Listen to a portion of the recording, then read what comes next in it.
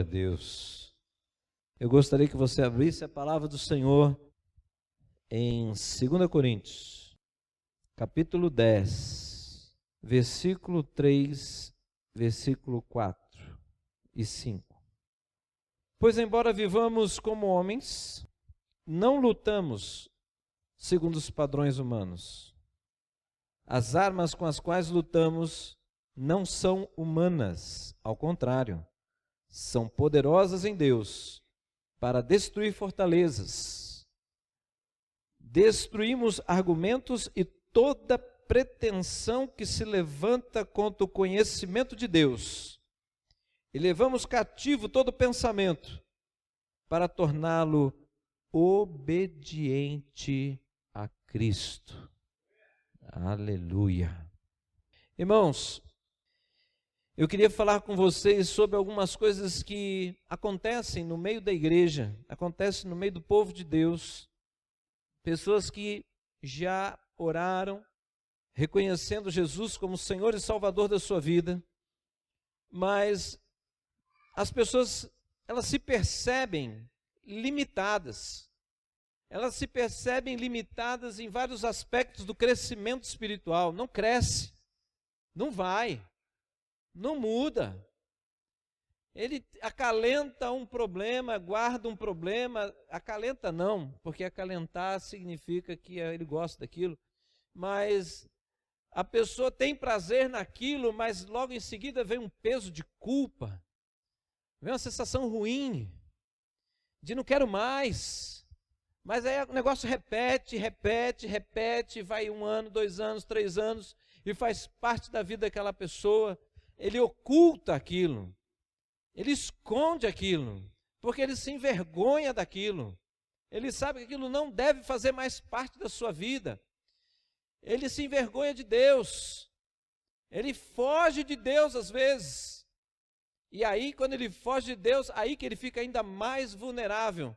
Porque se você se afasta de Deus, aquele que é trevas tem possibilidade de se aproximar.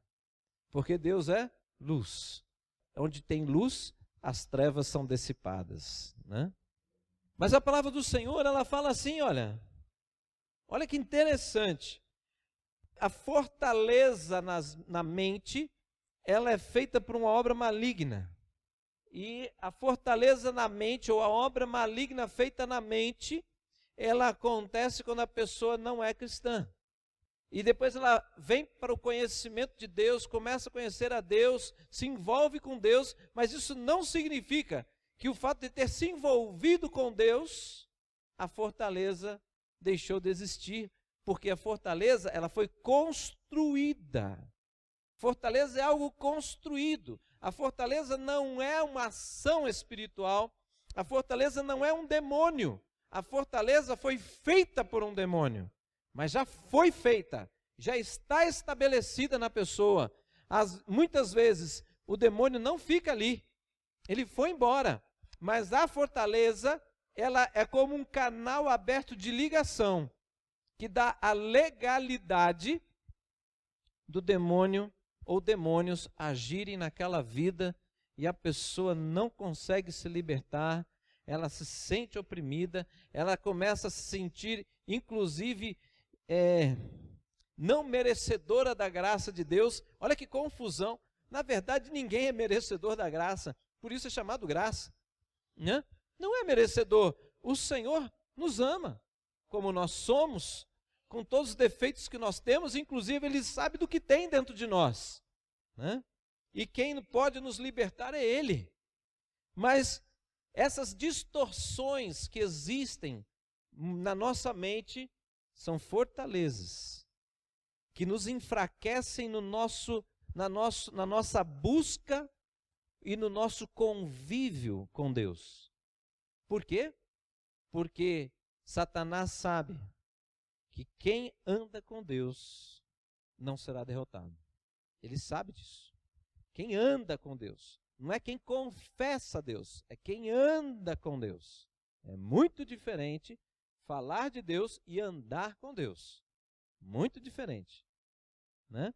E tem pessoas que no nosso meio que já desistiram da possibilidade de andar com Deus. de tanto que ele tenta.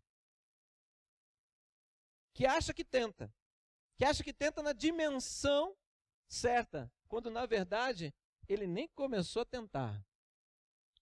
Vamos começar por algumas coisas, mas eu estou tentando deixar bem prático aqui para você hoje. Olha só, vício. Vício é o que mais se tem hoje. Cristão, estou falando de cristãos. Vício. Vício da mentira, tem dentro da igreja. Vício da pornografia, né? Tem. Outro vício. Área sexual de uma maneira geral, né? Tem pessoas que estão casadas, mas não consegue respeitar, principalmente homem, né? Não consegue respeitar a sua esposa. Quando a esposa não está afim, o cara já manda uma palavra bem pesada, né? Bíblica, né? O teu corpo pertence a mim. Está na Bíblia. Você está dando ocasião ao diabo. Aí a mulher sente maior culpa. Aí vai ter relação sexual com culpa. É a pior relação sexual que tem, né? Mas tem isso. Vício. Não consegue nem ver o outro, não respeita. O cara está numa fissura tão grande que não consegue ver a esposa. Vício da bebida, né? Não bebe na igreja, né? Não bebe em Alfenas, mas ele vai para outra cidade para beber. Misericórdia, que trabalheira, que trabalheira. Aí tem vício de cigarro. Ei, é um tanto que chega chupando house. Só que o cara esqueceu de esfregar o house na roupa, né? Eu fumei. Ih, percebo longe o negócio, é longe, né? Mas sabe o que é isso? É cadeia. Se o cara está chupando house, é porque ele tem vergonha do outro perceber que ele fuma. Ele se sente envergonhado. E quando ele se sente envergonhado, perceba, é como assim, um demônio olhando para a cara dele e dando uma gargalhada. Tu é um derrotado. Eu piso na tua cabeça, esfrego na tua cabeça todo dia. Quando você dá uma tragadinha, sabe o que é isso? A palavra de Deus fala o seguinte, o que ela fala? O homem é escravo daquilo que o domina. Isso é escravidão, então. Está escrito, irmãos. O homem é escravo daquilo que o domina. Mas a palavra do Senhor diz que nós somos livres. Cristo nos libertou. Eu não posso viver nessa condição.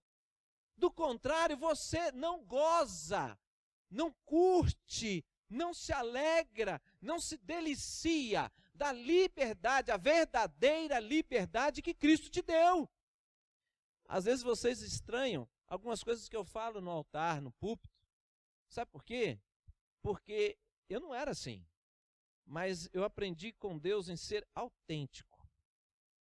Eu tenho que ser o que eu sou. Eu tenho que falar o que eu penso. Quando eu falo falar o que eu penso, não é falar de qualquer jeito, porque aí é ser grosso, né? Eu tenho que falar o que eu penso de uma maneira que você possa compreender, me compreender, né? Talvez não me aceitar, né? Mas fazer o quê, né? Fazer o quê? Mas é isso aí. Essa autenticidade, porque eu entendi que o Senhor me libertou. Eu não quero me sentir preso a nada e a ninguém. Eu não sou preso a ninguém. Não sou. Nem a Cristo. Eu não sou preso. Eu estou com Ele porque eu quero. Entenderam? Eu estou com a pastora Cris porque eu quero. Eu quero ter um compromisso, eu tenho um compromisso com ela, e esse compromisso é compromisso de morte. Entenderam? Eu estou com algemado de maneira alguma. Não. Mas vocês estão entendendo? Vício. É uma das coisas. Vício.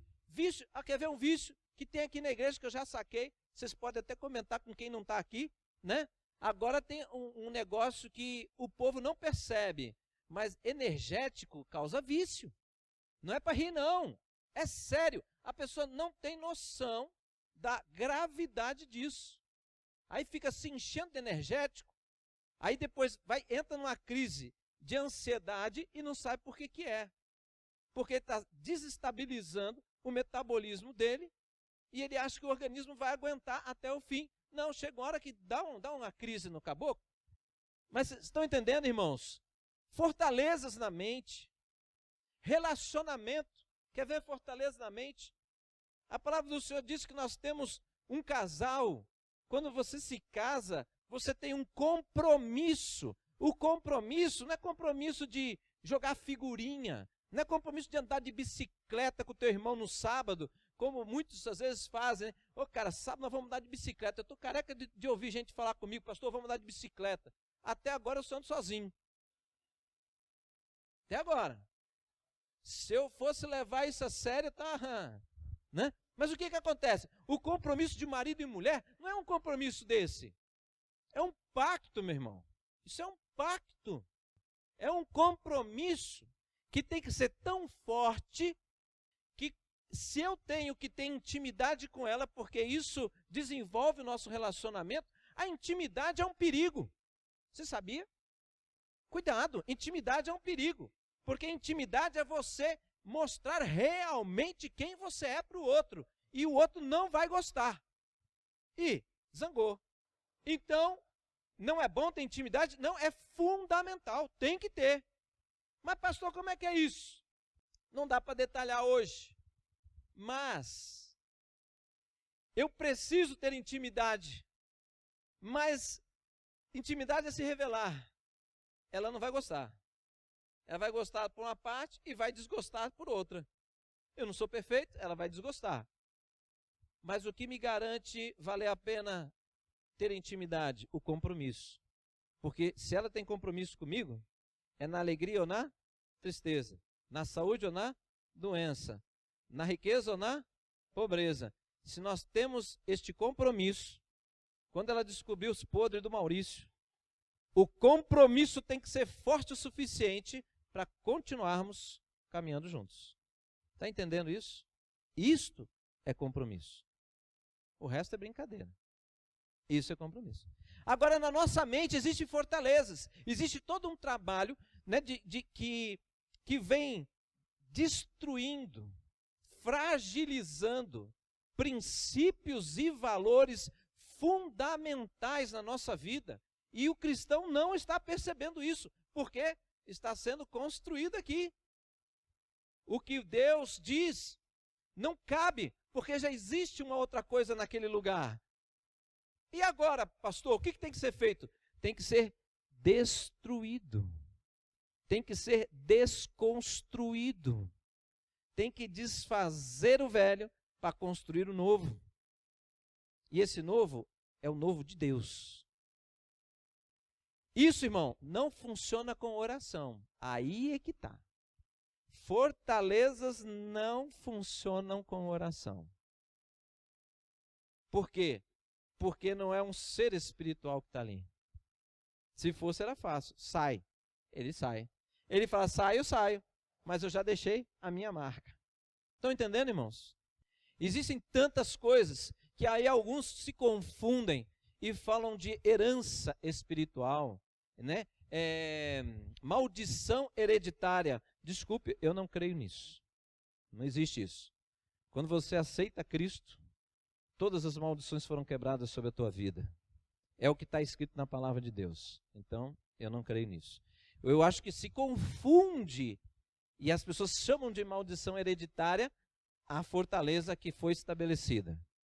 Por exemplo, eu conheço várias pessoas que o bisavô alcoólatra, avô alcoólatra, pai alcoólatra e ele é alcoólatra. Aí o pessoal fala, isso aí é maldição hereditária. Não. Ele aprendeu que um homem tem que ser bêbado. Ele olhou para o avô dele, o avô vivia movido a álcool, o pai movido a álcool, ele vai ser o quê? Movido a álcool. Porque foi estabelecido princípios.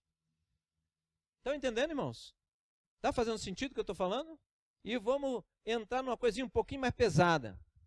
Hoje, problema na igreja, o maior problema na igreja que se fala chama-se homossexualismo.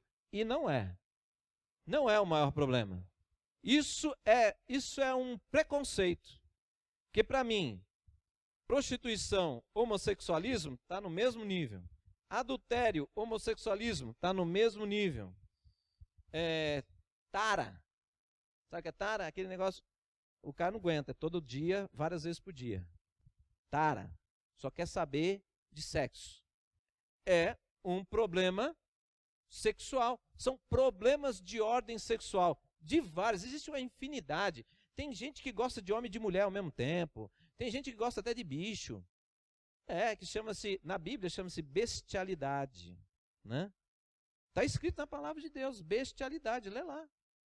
Naquela época tinha também. Só que o que acontece? As pessoas ficam com vergonha.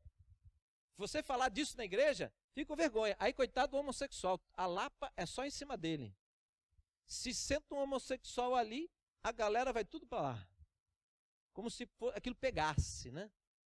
Irmão, para com isso, viu?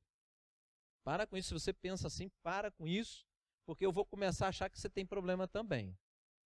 Não de homossexualidade, mas em uma outra área, também sexual, né? Porque ou você se garante, né? A pessoa pode ser um homossexual do meu lado, vai pegar? Ué, então você está muito fraco na tua definição sexual. Não é? Você é homem com homossexual do lado, sem homossexual do lado, você é homem. Você é mulher com ou sem homossexual do teu lado. Mas enfim, existem muitas coisas, irmãos. Dinheiro. Tem vício nessa área. Tem o vício do avarento. Conhece o avarento? Quanto tem, mais quer ter e não divide com ninguém. Ele só fica bem quando a conta bancária está lá no alto. Rapaz, eu conheço um tanto. Rapaz, o carro do cara, para entrar nele, tem que tomar antitetânica. De tanto ferrugem que tem. Mas quando você vai ver, o cara tem maior grana. Mas é aquele carrinho. É um carro toda hora está na manutenção e não percebe que está gastando.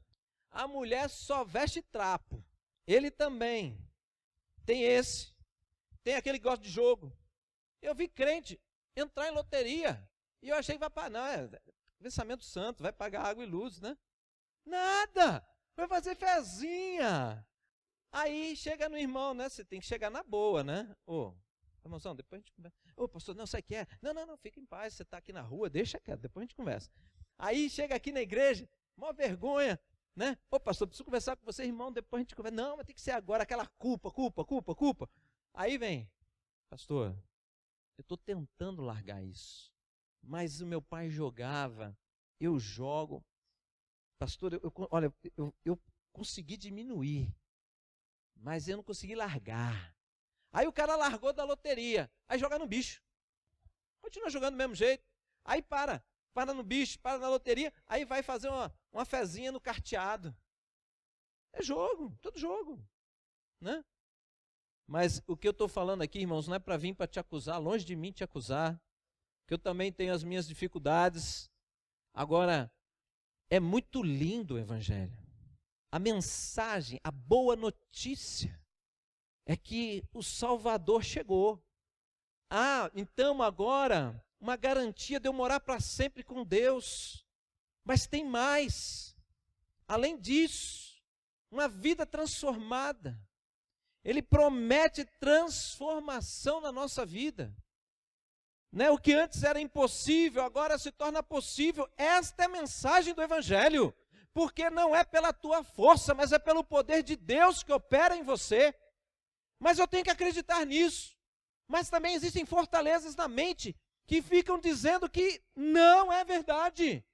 Isso não vai acontecer. Aí enfraquece a tua fé. Você não se lança. E Deus dizendo assim, aqueles que confiam no Senhor jamais serão envergonhados.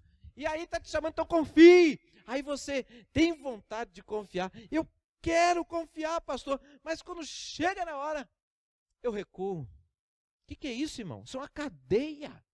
Isso é uma cerca que está te impedindo de viver o melhor de Deus. Deus, segundo a palavra de Deus, no livro de Isaías, se você ler todo o livro de Isaías, é um livro que ele anuncia uma mensagem. Amanhã será melhor do que hoje.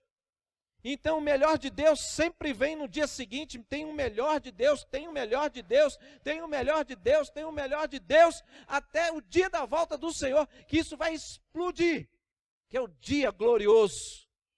Agora a pessoa olha para o Evangelho e não vê isso. As pessoas leem a Bíblia, não veem isso. E aí começam até Ah, não sei porque eu leio. Fortaleza na mente. Negócio colocado lá dentro. Por quê? Porque quem lê, cresce em fé. Percebe as estratégias? Então não pode ler. Quem ora, vai desenvolver intimidade com Deus. Então tem que vir uma mensagem que fraqueja, que debilita a vida de oração. Aí a pessoa vem na igreja, aí ele se contenta, porque ele não consegue lutar por isso, ele se contenta em vir à igreja, como se fosse aquela vida que nós tínhamos, né? Religiosa.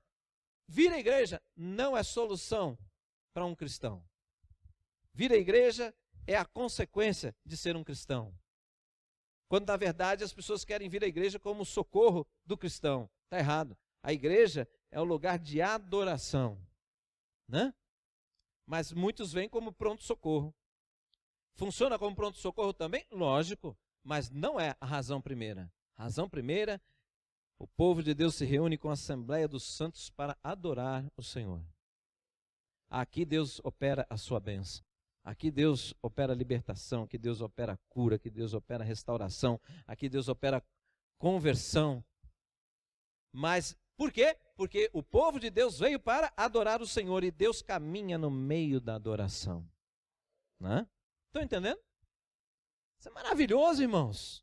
Mas hoje eu queria deixar assim mais marcado para você que o apóstolo Paulo lidou com muitos povos, o apóstolo Paulo lidou com muitas culturas, o apóstolo Paulo viu muitas coisas acontecerem no meio dos povos, viu pessoas se converterem, viu pessoas sofrerem muitas lutas, né? Você vê a carta de Paulo aos Coríntios, na primeira aos Coríntios, uma igreja em prostituição, e ele vem alisando, não, ele dá uma voadora. A primeira carta de Paulo aos Coríntios dá uma voadora na igreja. Espera aí, resolve isso logo, porque uma hora eu chego aí, vocês vão ver. Ele pega firme. Por quê? Porque tem coisas que, irmãos, aquilo que está construído na sua mente vai cair em nome de Jesus. O que não é de Deus vai cair em nome de Jesus, porque o Senhor é quem garante isso, não sou eu, é Deus quem garante isso.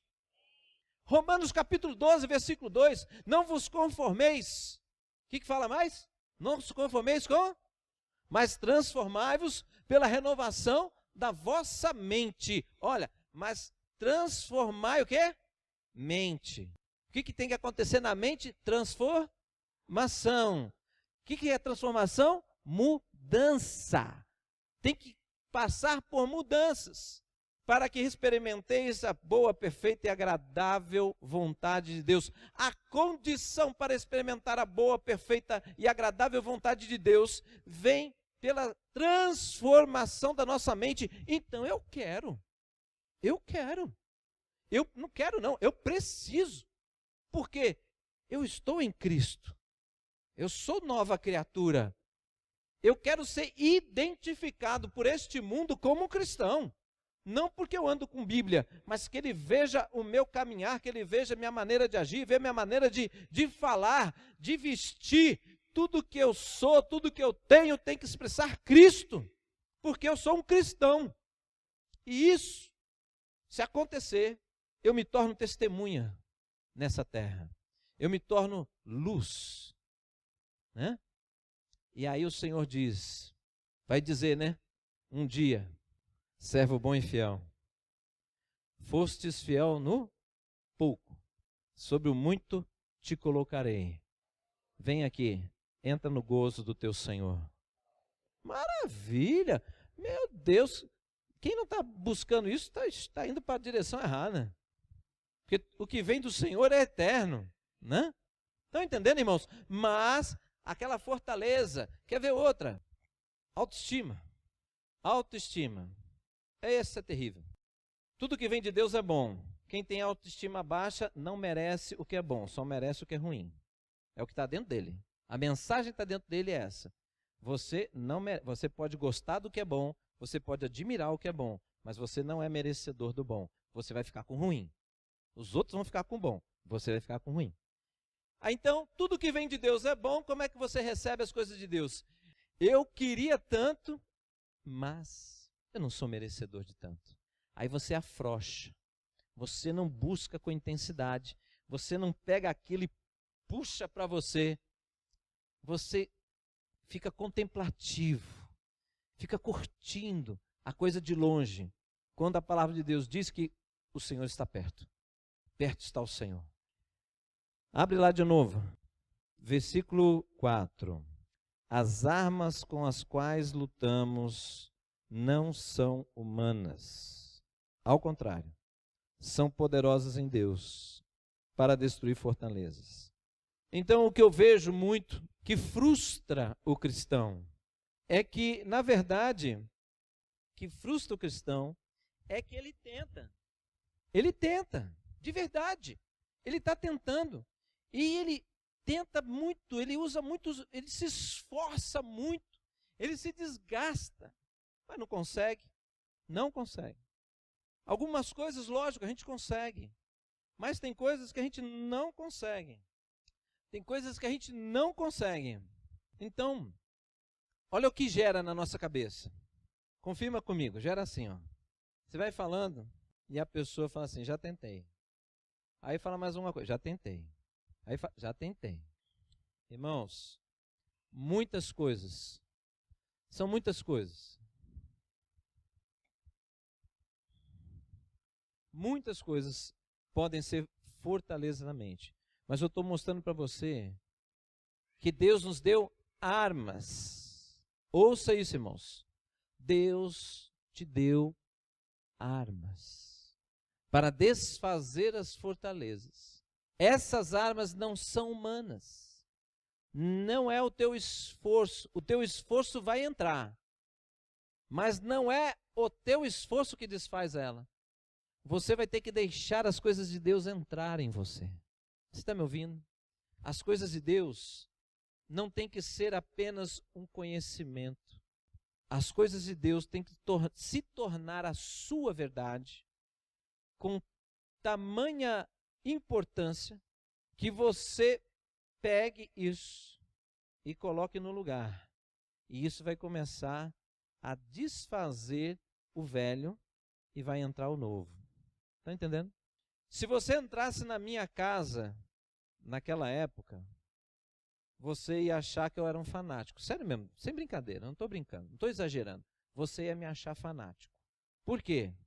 Porque eu colocava versículos bíblicos na porta do meu armário, eu colocava versículos bíblicos no espelho do banheiro, tinha versículos bíblicos na minha carteira, tinha versículos bíblicos na agenda que eu tinha versículos bíblicos em tudo quanto é lugar que você puder imaginar. Na minha Bíblia, o marcador da minha Bíblia, em alguns momentos da minha caminhada com Deus, eu pegava uma folha de sulfite e colocava vários versículos bíblicos. E esses versículos que eram usados nessa época, eram versículos que eu tinha que ter convicção para eu vencer coisas que eu vivia no pecado, irmãos.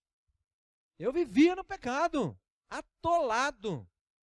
Então, aquilo tinha que ser, eu acredito, por isso que eu brinco com vocês, água mole e pedra dura, tanto bate até que fura. A palavra de Deus não parece uma bigorna, mas a palavra de Deus diz, o Senhor diz que a palavra do Senhor é como um martelo que quebra a pedra. Estão entendendo? Então eu pegava um versículo e ficava repetindo ele compulsivamente várias vezes por dia. Na hora que vinha a tentação, eu usava a palavra. Era o escudo. Estão entendendo, irmãos? Era o escudo.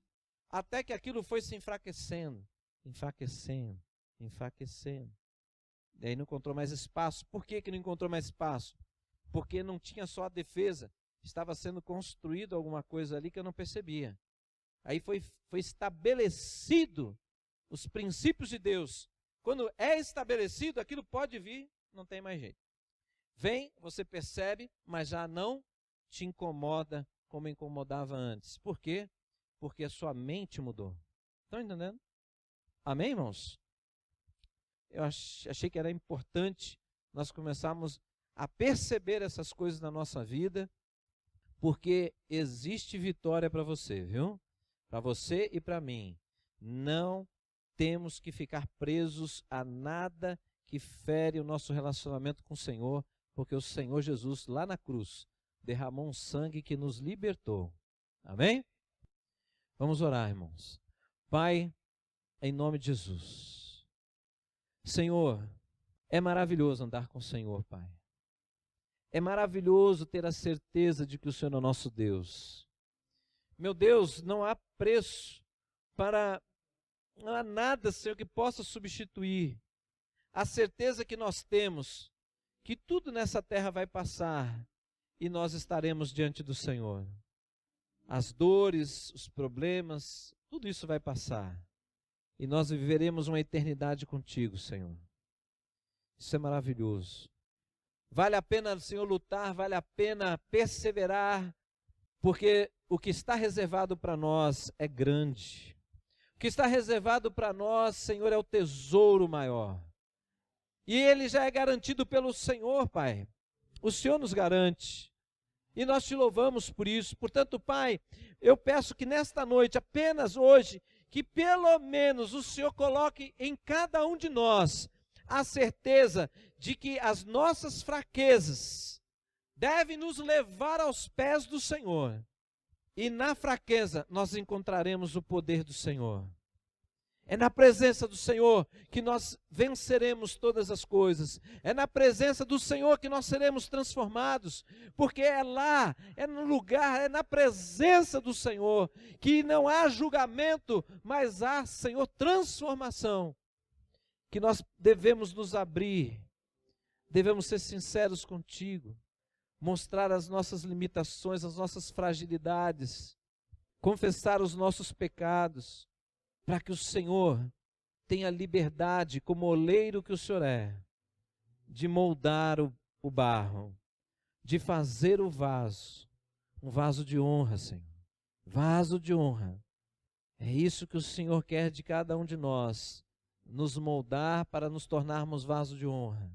Deus, quando falamos de vaso de honra, nós entendemos que as coisas que nos prendem, que as coisas que parece que nos impede de viver o que a Tua palavra diz, são fortalezas, Pai, são mentiras, são impedimentos para que a Tua palavra não seja guardada no nosso coração, não seja a nossa verdade. Mas, Pai, coloca uma semente de transformação nesta noite.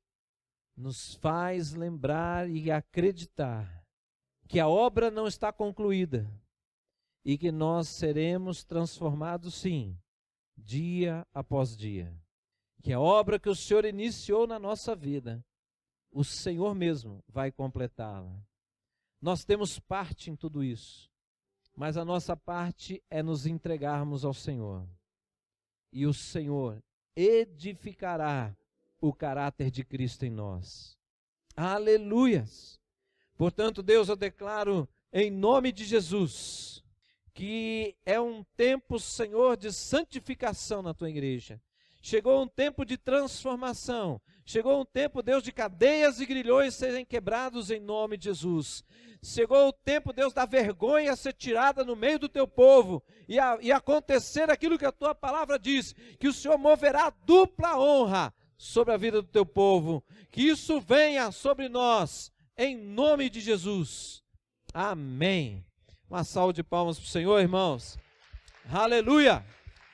Aleluia!